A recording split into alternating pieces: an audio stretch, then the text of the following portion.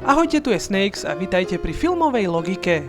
Predstav si noc, po ktorej stratíš kamaráta, získaš z neznámych príčin dieťa, nájdeš tigra v kúpeľni a do toho všetkého ti bude chýbať jeden zub. Nie, toto fakt nie je vtip, ale film z roku 2009 s názvom Vo štvorici po opici. Tento film patrí medzi najikonickejšie komédie svojej doby. Avšak dnes sa nepozrieme na humor, ale na to, ako pracuje s logikou. A kde ju naopak úplne ignoruje.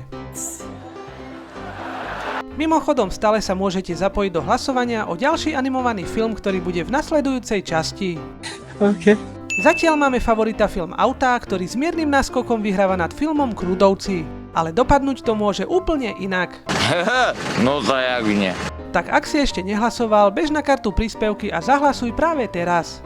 Logika z filmu Vo štvorici po opici už čaká za dverami, tak poďme na to.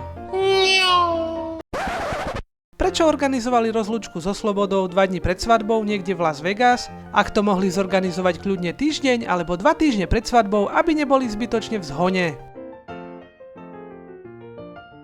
Ak majú v hoteli rezerváciu na Stuové meno, prečo im až tam recepčná zisťuje, či majú voľnú izbu? Asi keď si rezervujem hotel, tak logicky si zarezervujem aj izbu, nie? Ja neviem už. Stu stresuje, nech si nič v izbe neberú ani nič nepijú, pretože je to veľmi drahé. Ale za jednu noc v apartmáne, ktorý stal $4200, nemajú problém dať peniaze. Inak v tej sume $4200 musí byť určite započítané všetko, od jedla až po alkohol. Keď kráčali z hotelovej izby k výťahu, nemal Alan v ruke nič, ale pri výťahu už drží v ruke igelitku. What? Philovi vadí na Alanovi taška cez plece, ale že má oblečené tričko, botázky a v ruke igelitku, keď všetci ostatní majú saka, tak to nie.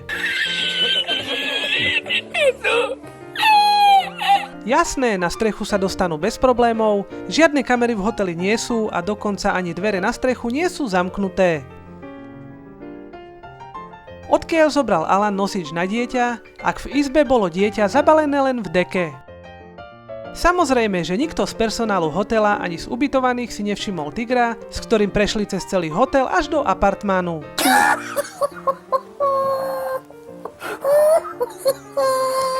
Postavy si nepamätajú prakticky nič, čo sa stalo. Jasné, alkohol plus drogy, ale rozsah tej amnézie je extrémny. Zvlášť keď zvládli tak komplexné veci ako krádež tigra, šoferovanie alebo hazard. Na čo potrebovali zamestnanci hotela zdvíhaciu plošinu, keď chceli dať dole zo sochy matrac? Ak stačilo oprieť o sochu zo strechy rebrík a dať ho dole normálne ručne.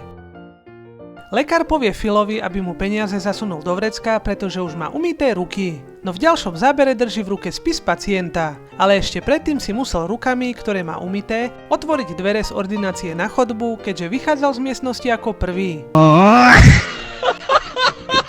Malému decku netreba od rána do obeda jesť, piť a ani vymeniť plienku.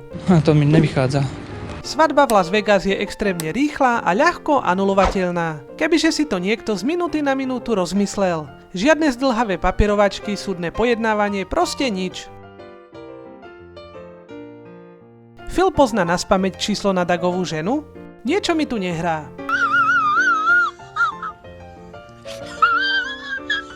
Čo robia deti na policajnej stanici v sobotu?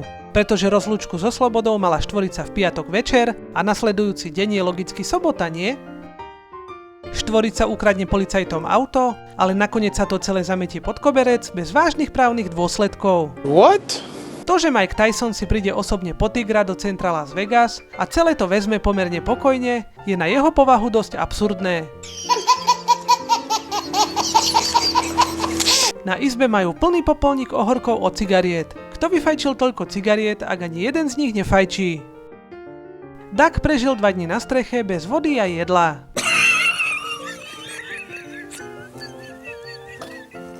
Inak, prečo nehľadal pomoc, nezavolal im, alebo nezliezol zo strechy do hotela, ak dvere na strechu sa nezamykajú? No a takto nejako vyzerá film Vo štvorici po opici, keď sa naň pozrieš triezvým pohľadom. Logika síce dostala KO, ale úprimne práve preto to tak perfektne funguje. Ak sa ti video páčilo, hoď like a pre viac podobných videí klikni na červené tlačidlo odoberať. Ja sa s vami lúčim, majte sa pekne a čaute.